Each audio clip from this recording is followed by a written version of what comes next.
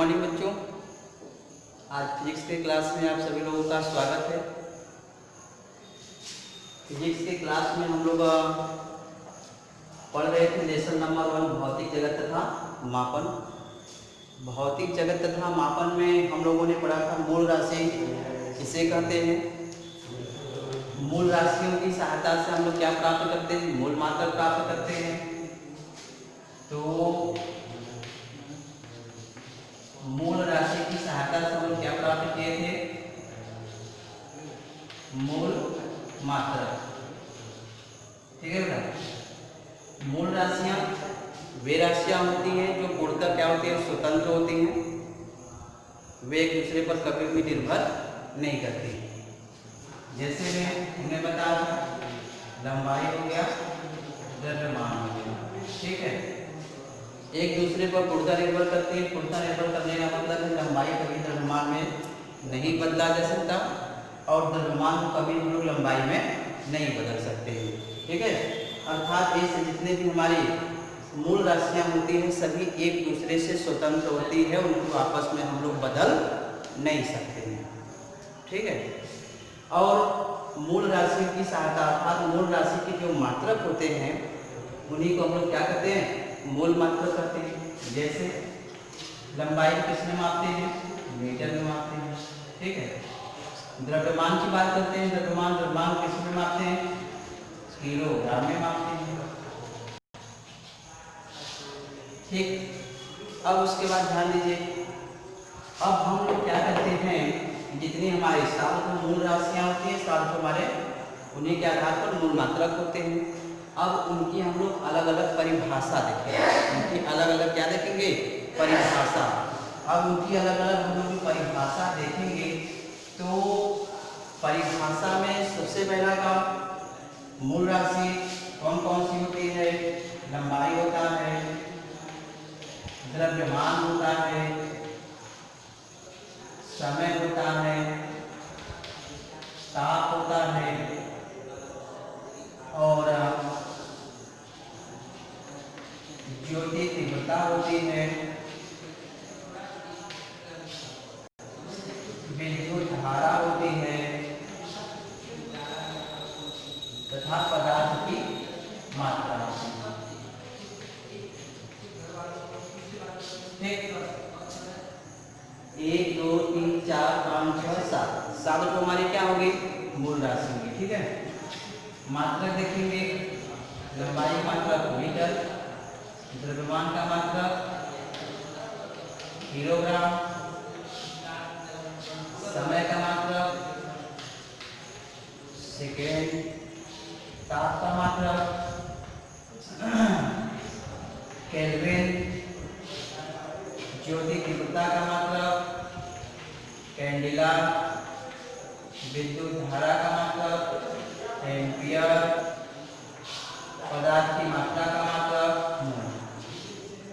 ठीक है, अब हम लोग क्या करते हैं कि इन सभी का परिभाषा हम लोग क्या होता है। जैसे लंबाई किसे कहते हैं, तो लंबाई का मात्रक होता है मीटर, मीटर किसे कहते हैं, द्रव्यमान, द्रव्यमान की परिभाषा क्या होती है, द्रव्यमान का मात्रक होता है किलोग्राम, किलोग्राम का परिभाषा क्या होता है।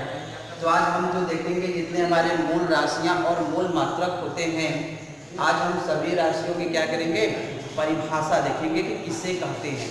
ठीक है बेटा, तो सबसे पहला हम लोगों का है लंबाई।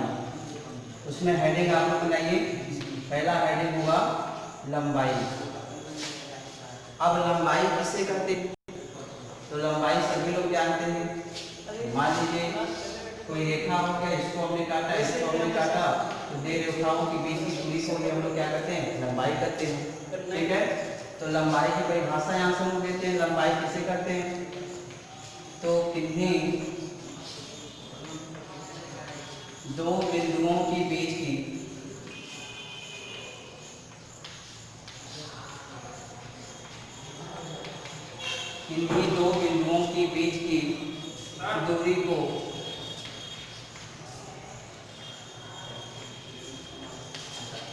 दूरी को लंबाई कहते हैं।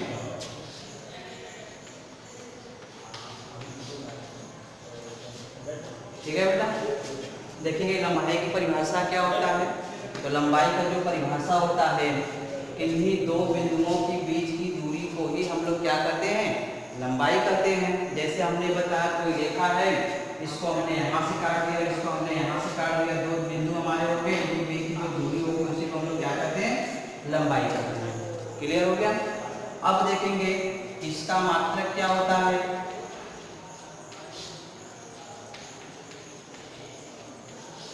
इसका मात्रक होता है मीटर।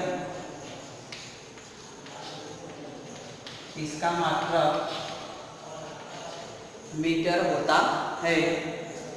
इसे स्मॉल m से प्रदर्शित करते हैं।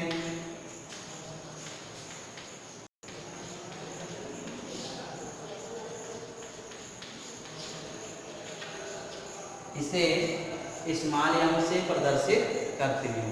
ठीक, तो हमने देखा लंबाई किसे करते हैं, तो किन्हीं दो बिंदुओं के बीच की दूरी को लंबाई करते हैं।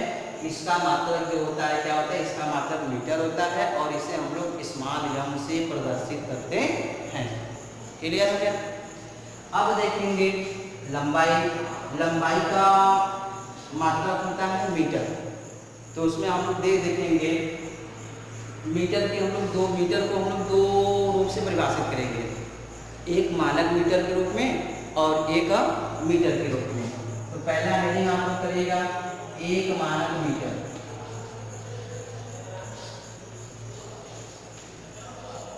एक मानक मीटर किसे कहते हैं, एक मानक मीटर होता कितना है।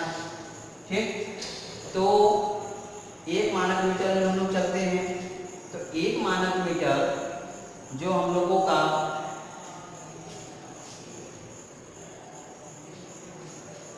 करीब 1876-77 की बात है, जो फ्रांस में जो बैठक हुआ था, वैज्ञानिकों का जो सम्मेलन हुआ था, ठीक है, उस सम्मेलन में जो वैज्ञानिकों ने सभी देशों लगभग 15 देश सम्मिलित हुए थे, सभी देशों के विज्ञान शास्त्री उसमें उपलब्ध हुए थे और उनके उपस्थिति में इन सभी 7 राशियों का जो है मीटर बनाया गया, तैयार किया गया और उस पद्धति को पूरे देश में क्या किया गया, लागू किया गया। ठीक, तो वहाँ से बन करके हम लोग का तैयार हुआ है। ठीक है बेटा, जो फ्रांस के पेरिस नामक स्थान पर फ्रांस के पेरिस में सेवरेस नामक स्थान पर स्थित है। ठीक है, तो वहाँ से ये मानक मीटर जो हम लोग का प्रयोगशाला है, वहाँ से इसका प्रयोग किया गया, उसका मानक तैयार किया गया और उसी मानक के आधार पर एक मीटर की परिभाषा दी गई कि मीटर लंबाई क्या होता है और उसको हम लोग मापेंगे तो कितना मापेंगे, एक मानक मीटर कितना होता है, एक मीटर कितना होता है। और ये जो मीटर होता है सभी देशों में समान होता है। ये नहीं कि हमारे यहाँ दूसरा है तो किसी और के यहाँ दूसरा है, किसी और, मतलब अगर उसको मीटर में हम लोग मापेंगे किसी अन्य जगह पर भी, किसी दूसरे देशों में, तो भी उसकी लंबाई अगर हम लोग का 1 मीटर है 100 सेमी, तो वहाँ पर भी 100 सेमी ही मापा जाएगा। ये नहीं कि हम लोग यहाँ पर 100 सेमी मापते मतलब जगह 80 सेमी में 1 मीटर हो गया, तो ऐसा कुछ नहीं होता। मतलब ये जो पद्धति बन करके तैयार हुआ है यहाँ पर सभी देशों के लिए बन करके तैयार हुआ है। ठीक है, तो ध्यान दीजिएगा, लंबाई हो गया। लंबाई को हम लोग किसमें मापते हैं कि लंबाई का मात्रक होता है मीटर। अब उसमें मीटर को हम लोग दो रूप में परिभाषित करेंगे, एक होगा मानक मीटर, एक होगा मीटर। तो देखते हैं परिभाषा। एक मानक मीटर परिभाषा आप जो है नोट करते चलिए। एक मानक मीटर वह दूरी है, एक मानक मीटर वह दूरी है जो शुद्ध क्रिप्टॉन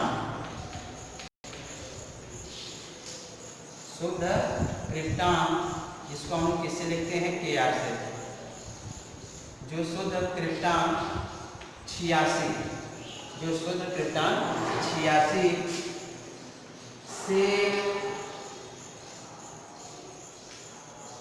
से उत्सर्जित होने वाली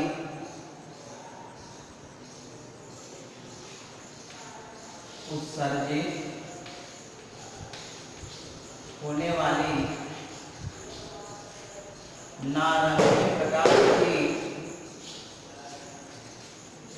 नारंगी प्रकाश की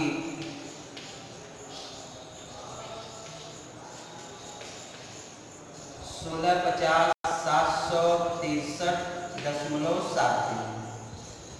ठीक है बेटा, 1 मानक मीटर वह दूरी है जो शुद्ध क्रिप्टॉन 86 से उत्सर्जित होने वाली नारंगी प्रकाश की 1650/763.73 तरंगे निकलती हैं।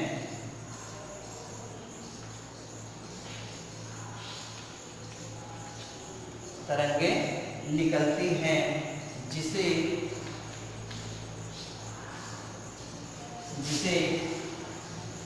1 मानक मीटर कहते हैं।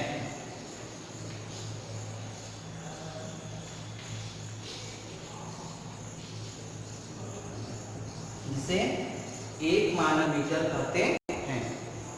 1 मानक मीटर वह दूरी है जो शुद्ध क्रिप्टॉन आप लोग जानते हैं। ठीक है भाई, क्रिप्टॉन क्या है हम लोगों का? धातु तत्व है।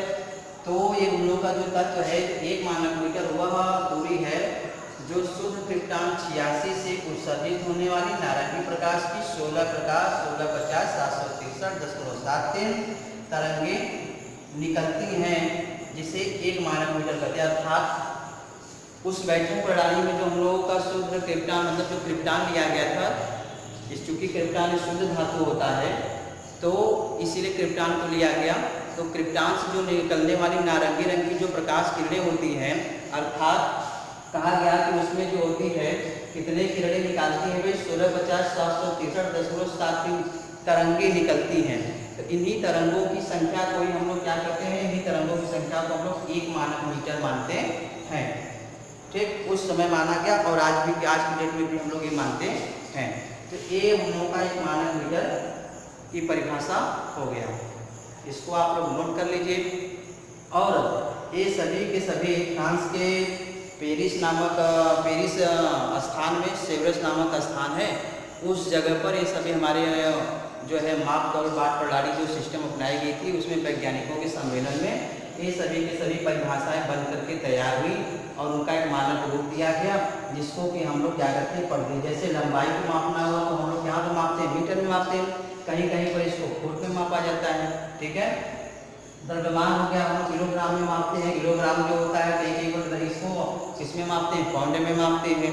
ठीक बेटा, समय हो गया, समय का मतलब सेकेंड होता है, सेकेंड को प्रत्येक जगह पर समान मापते हैं। ताप को जो हम लोग क्या करते हैं? कैलोरी में मापते हैं। तो इस प्रकार से ये सभी के सभी मानक राशियां बन करके तैयार हुई और राशियों के आधार पर उनकी परिभाषा दी गई। तो राशि की उसी कहते हैं, उसका मात्रक क्या होता है, उसकी परिभाषा आज हम लोग पढ़ रहे हैं। तो जैसे हमने क्या लिया? लंबाई लिया।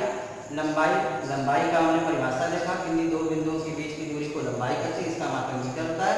और 1 मानक मीटर किसे कहते हैं? तो बस कुछ नहीं है, शुद्ध क्रिप्टॉन 86 से 1650/763.7 जो तरंगे आती है उसी को 1 मानक मीटर मान लिया गया, उसी को हम लोग क्या करते हैं? पढ़ते हैं। क्लियर?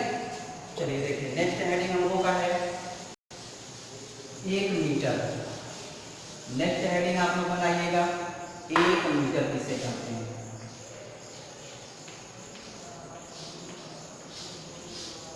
1 मीटर। ठीक है, अब देखिए 1 मीटर होता क्या है, किसे कहते हैं? तो परिभाषा नोट करिएगा। निर्वात में प्रकाश द्वारा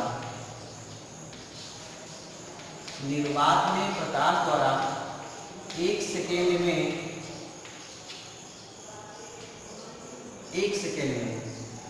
निर्वात में प्रकाश द्वारा 1 सेकेंड में 299, ठीक, 792, 458 समयांतराल में, मतलब इतने समयांतराल में निर्वात में प्रकाश द्वारा 1 सेकेंड में 299, 792, 458 समयांतराल में चली गई दूरी को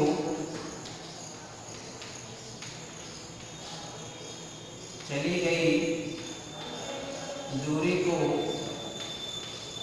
1 मीटर कहते हैं। चली गई दूरी को 1 मीटर कहते हैं। ठीक है बेटा। तो मानक मीटर जो होता है उसके लिए माना गया था, क्रिप्टन धातु लिया गया था 86 क्रिप्टन 86, उससे निकलने वाली तरंगे, तो उससे जो निकलने वाली 1 सेकेंड में जो होती है कितनी तरंगे निकलती थी, कितने तरंगे हम लोगों ने देखा, उसमें देखा था 1650,763.73 तरंगे निकलते थे, और उसी को क्या मान लिया गया, एक मानक मीटर मान लिया गया। इसमें क्या होता है 1 मीटर क्या होता है, दूसरी परिभाषा जो मीटर की दी गई, निर्वात में प्रकाश होता है 1 सेकंड में 299, 752, 458 समयांतराल में चली गई दूरी को 1 मीटर करते। क्लियर? ठीक है।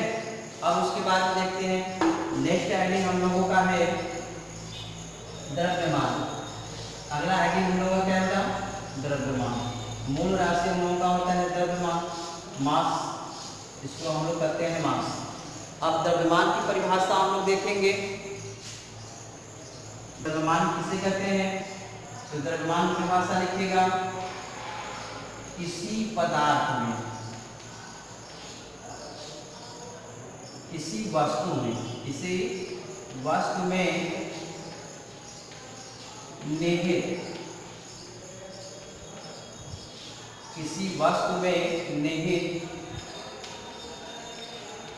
पदार्थ की मात्रा, किसी वस्तु में निहित पदार्थ की मात्रा को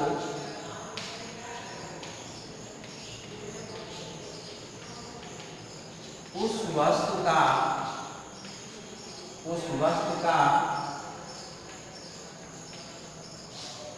द्रव्यमान कहते हैं।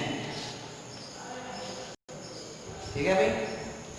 जैसे एक चार्ट है, कोई वस्तु है, अब इसमें जो है पदार्थ की मात्रा कितनी है, डस्टर है, वस्तु है। अब इसमें देखेंगे, अब इसमें जो इसका बना लकड़ी का, अब लकड़ी, इसमें जो लकड़ी का मात्रा कितना है उसी को हम लोग क्या करते हैं, द्रव्यमान करते हैं। किसी वस्तु में निहित पदार्थ की मात्रा को उस वस्तु का द्रव्यमान करते हैं। इसे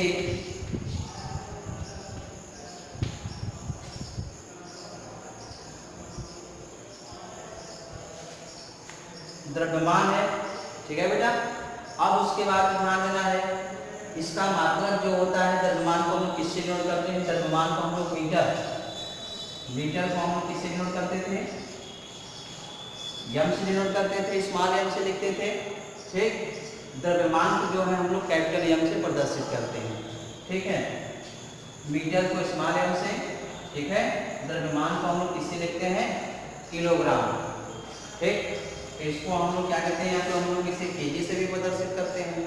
ठीक है। इसे या कैपिटल एम लिखिए, इसे कैपिटल एम से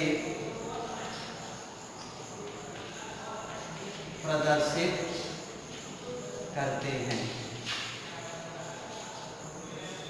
ठीक है। किलोग्राम को हम लोग क्या लिखते हैं, केजी से लिखते हैं, इसे केजी भी लिख सकते हैं। ठीक। इसे हम लोग क्या कहेंगे, इसे कैपिटल एम से प्रदर्शित करते हैं। अब उसके बाद में द्रव्यमान को प्रदर्शित करते हैं, या कैपिटल एम के स्थान पर इसे हम लोग क्या लिख सकते हैं, इसको केजी से प्रदर्शित करते हैं। ठीक है। अब उसके बाद ध्यान दीजिएगा, अब द्रव्यमान का मात्रक क्या होता है, किलोग्राम। क्या होता है, किलोग्राम। अब ध्यान दीजिएगा, किलोग्राम कहते किसे हैं, तो परिभाषा आप लोग नोट कर लीजिएगा। किलोग्राम क्या होता है, या 1 किलोग्राम किसे कहते हैं। ठीक है। तो ध्यान देना है, 1 किलोग्राम जो है परमाणु स्केल पर, अभी हमने बताया कि फ्रांस में सेवरेस नामक स्थान पर जो हम लोग की माप तौल बाट प्रणाली संस्था है, उसमें जो है किलोग्राम, मीटर, समय, विद्युत धारा इत्यादि परिभाषाओं को जो है मानक मान माना गया, और उसी आधार पर उसको परिभाषित किया गया। तो किलोग्राम का जो परिभाषा होता है वो तो परमाणु स्केल पर, मतलब जो इसका मानक रूप होता है। ठीक है। तो परमाणु स्केल पर, परमाणु स्केल पर जो परमाणु स्केल का माना गया था वो लिया गया था कार्बन 12। ठीक है। तो परमाणविक स्केल पर कार्बन 12 के 5.0188 गुणे 10⁻25। ठीक, परमाणु स्केल पर कार्बन 12 के 5.0188 गुणे 10⁻25 परमाणुओं के द्रव्यमान को, परमाणु के द्रव्यमान को 1 किलोग्राम कहते हैं।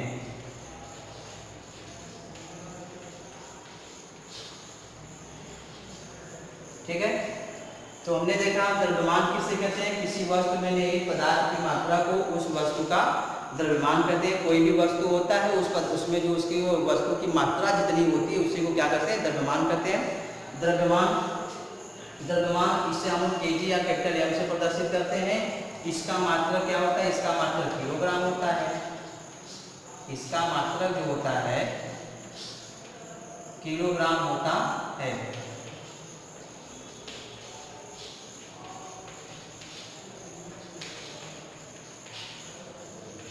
ठीक, इसको हम लोग शो कर देंगे कैपिटल एम से, इसे कैपिटल एम से प्रदर्शित करते हैं। इसका मात्रक किलोग्राम होता है। ठीक है बेटा। अब देखेंगे किलोग्राम का मात्रक क्या होता है। तो किलोग्राम का मात्रक जो होता है परमाणु स्केल पर जो मानक मान माना गया है कार्बन 12 के, कार्बन 12 धातु जो हम लोगों का ये जो कार्बन होता है, कार्बन क्या है, तत्व है। कार्बन क्या है, केमिस्ट्री पढ़े होंगे, कार्बन हम लोगों का क्या है, तत्व है। तो कार्बन 12 के, और कार्बन 12 क्यों लिया जाता है, क्योंकि लगभग ये हम लोग का शुद्ध तत्व माना जाता है। ठीक है। तो कार्बन 12 के 5.0188 गुणे 10⁻25 परमाणु के द्रव्यमान को लोग क्या कहते हैं, 1 किलोग्राम कहते हैं। क्लियर हो गया। चलिए अब नेक्स्ट हेडिंग डालेगा समय। नेक्स्ट हेडिंग हम लोगों का है समय। समय किसे कहते हैं, टाइम। तो समय का मात्रक होता क्या होता है, सभी लोग जानते हैं समय का मात्रक। समय का मात्रक सेकेंड होता है। समय का मात्रक क्या होता है, सेकेंड होता है। अब बात आती है कि सेकेंड करते किसे हैं, यहाँ पर हेडिंग कर लीजिएगा 1 सेकेंड। 1 सेकेंड करते किसे हैं, 1 सेकेंड क्या होता है, तो 1 सेकेंड होता है एक सौर दिवस का। सौर दिवस का मतलब एक दिन, एक दिन का मतलब 24 घंटा। ठीक है। तो यह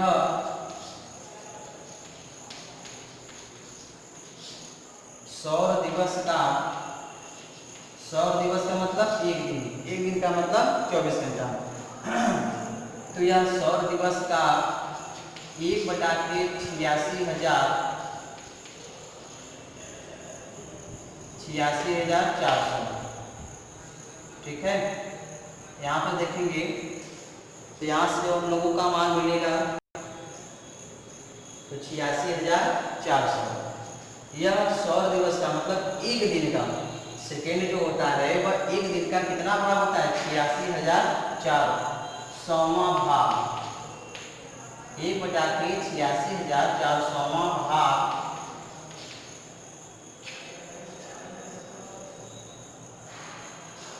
1 सेकेंड कहलाता है।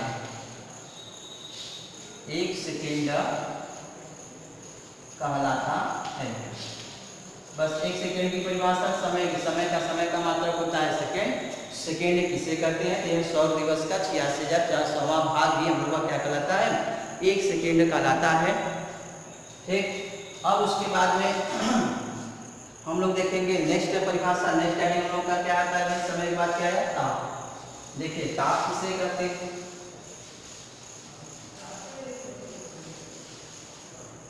तो यहाँ से हेडिंग डालेंगे ताप। ठीक। ताप का मात्रक क्या होता है,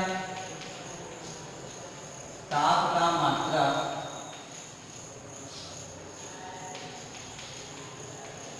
केल्विन होता है। ताप का मात्रक क्या होता है? केल्विन। अब एक केल्विन हेडिंग कर दीजिए, केल्विन कहते किसे हैं? तो एक केल्विन की परिभाषा लिखिए। एक केल्विन जो होता है जल के क्रिक बिंदु का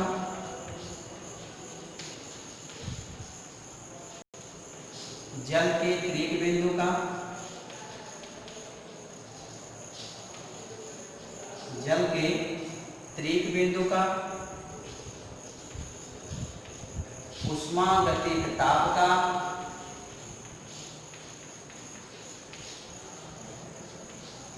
जल के त्रिक बिंदु का उष्मागतिक ताप का 1/273.17 भाग 1 केल्विन कहलाता है। 1 केल्विन कहलाता है। ठीक, 1 केल्विन करते किसे हैं? तो जल के क्रिक बिंदु का उष्मागतिक ताप का 1/273.17 भाग 1 केल्विन कहलाता है। ठीक है बेटा, अब चलते हैं नेक्स्ट। जो हम लोगों का परिभाषा है, हेडिंग है, वह है ज्योति तीव्रता। ज्योति तीव्रता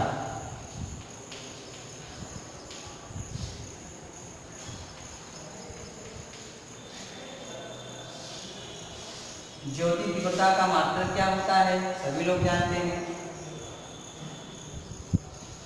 ज्योति तीव्रता का मात्रक लिखा गया है, क्या होता है? कैंडिला। तो ज्योति तीव्रता का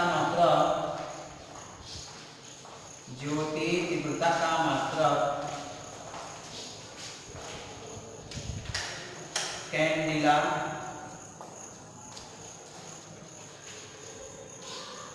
होता है।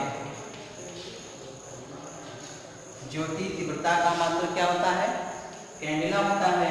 अब देखेंगे एक कैंडिला की परिभाषा क्या होता है।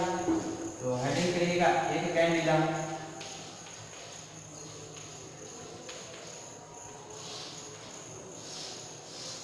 तो एक कैंडिला किसी दिशा में एक कैंडिला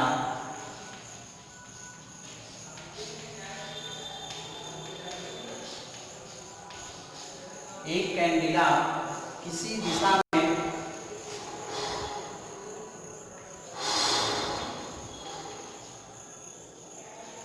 उत्पन्न 540 × 10⁻12 हर्ट्ज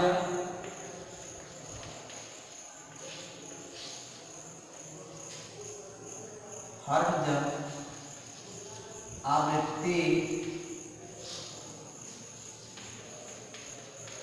स्रोत की, ठीक है, एक कैंडिला जो होता है किसी दिशा में उत्पन्न 540 × 10⁻12 हर्ट्ज आवृत्ति स्रोत की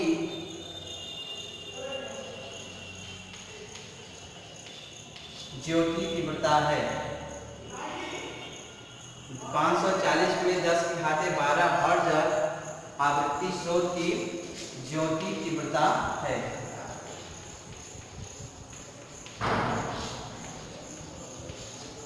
ठीक है, एक कैंडिला जो होता है, एक कैंडिला की परिभाषा, एक कैंडिला किसी दिशा में उत्पन्न 540 × 10⁻12 हर्ट्ज आवृत्ति स्रोत की क्या होती है?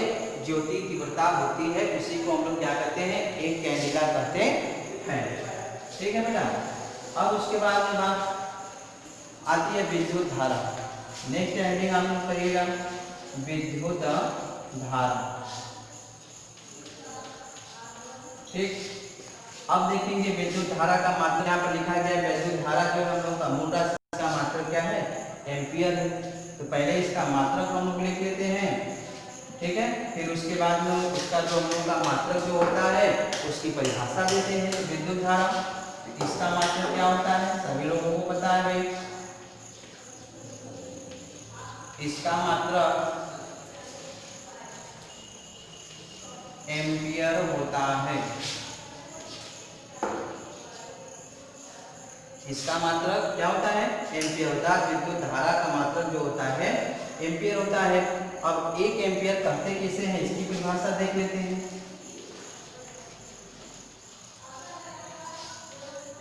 1 एम्पियर,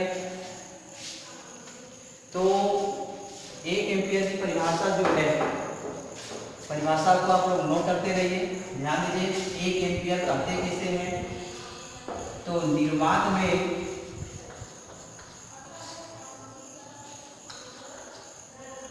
1 मीटर की दूरी पर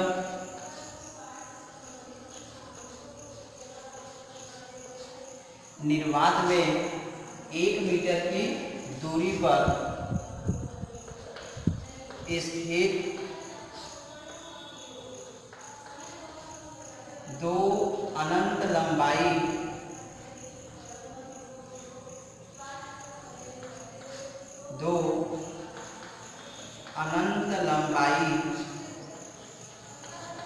के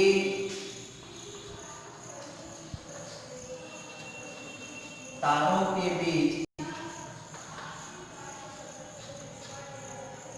1 एम्पियर की जो परिभाषा होती है, निर्वात में 1 मीटर की दूरी पर स्थित 2 अनंत लंबाई के तारों के बीच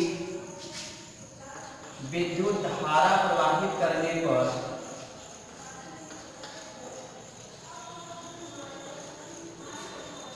विद्युत धारा प्रवाहित करने पर 2 × 10⁻⁷ न्यूटन का बल उत्पन्न करती है।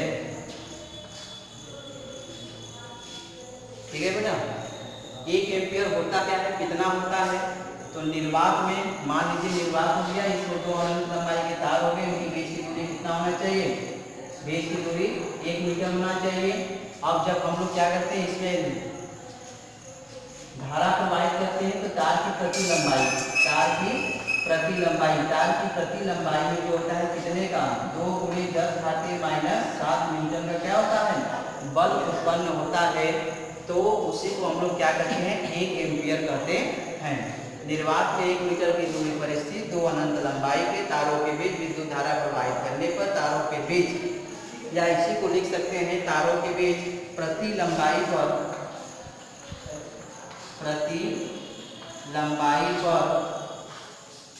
2 × 10⁻⁷ न्यूटन का बल उत्पन्न करती है। ठीक है, नोट कर लीजिए आप लोग इसे। अब नेक्स्ट हम लोग देखेंगे पदार्थ की मात्रा। लास्ट हेडिंग है हम लोगों का पदार्थ की मात्रा। तो देखिए पदार्थ की मात्रा, उसका मात्रक क्या होता है, पदार्थ की मात्रा का मात्रक होता है मोल। तो हेडिंग करिएगा, पदार्थ की मात्रा। ठीक, जल्दी से परिभाषा इसका लिखिए। तो पदार्थ की मात्रा का मात्रक क्या होता है, मोल। तो लिखेंगे इसका मात्रक मोल होता है, इसका मात्रक मोल होता है। ठीक है, अब यहां से देखेंगे पदार्थ की मात्रा का मात्रक क्या होता है, मोल होता है। अब मोल किसे कहते हैं, तो हेडिंग कर लीजिए 1 मोल। ठीक, 1 मोल की परिभाषा लिखिए। ये परिभाषा समझने की बात नहीं है, ये परिभाषा लिखकर याद करने की बात है। इसको आप लोग अपने फेयर कॉपी पर नोट कर लीजिए और इसको याद कर लीजिए अच्छी प्रकार से, क्योंकि यह इसमें कुछ समझना नहीं है, क्योंकि ये सभी की सभी परिभाषाएं जो है हमारे माप तौल प्रणाली में सभी मानक रूप में बनाए गए हैं। और ये मानक रूप जो बनाया गया है उसको हम लोगों को समझना नहीं है, उसको हम लोग को याद करना है, उसको पढ़ना है, उसके विषय में जानना है। तो देखिएगा जल्दी से, 1 मोल की परिभाषा क्या है, 1 मोल किसे कहते हैं, तो 1 मोल पदार्थ की वह मात्रा है एक मोल पदार्थ की वह मात्रा है जिसमें उस पदार्थ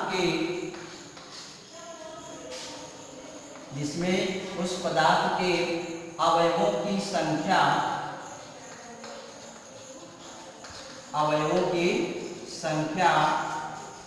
कार्बन 12 के 0.012 किग्रा परमाणु में या परमाणु के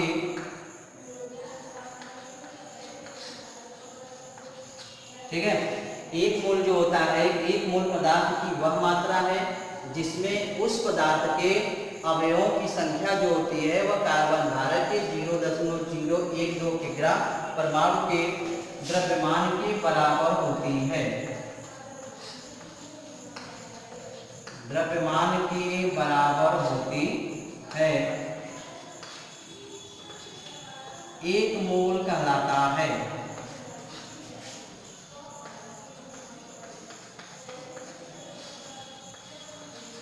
एक मोल कहलाता है। ठीक है बेटा, तो यहाँ से हमने देखा, आज हमने जो पढ़ा कि भौतिक राशि हमारी 7 प्रकार की होती है। भौतिक राशि के आधार पर उसके क्या प्राप्त होते हैं, मात्रक, मूल मात्रक प्राप्त होते हैं। तो हमने देखा कि मूल राशि के विषय में हमने देखा कि उसका मात्रक क्या होता है। मूल राशि की जो परिभाषा होती है उसके आधार पर जो मात्रक होते हैं, मात्रक के आधार पर हमने देखा कि सभी का हमने यहाँ पर परिभाषा देखा, डेफिनेशन देखा। ठीक है, तो यह परिभाषा और डेफिनेशन जो लिखवाया गया है आप लोगों को बहुत ही सिंपल भाषा में लिखाया गया है। आप किताब का इस्तेमाल करेंगे तो उसमें आपको यह परिभाषा नहीं मिलेगा। ठीक है, तो जो भी परिभाषा हमने दिया हुआ है उसको आप लोग अपने फेयर कॉपी पर अवश्य नोट करिए और उसको पढ़िए, और अधिक से अधिक मात्रा में इस चैनल को सब्सक्राइब करिए। सब्सक्राइब करके इसका लाभ उठाइए। धन्यवाद।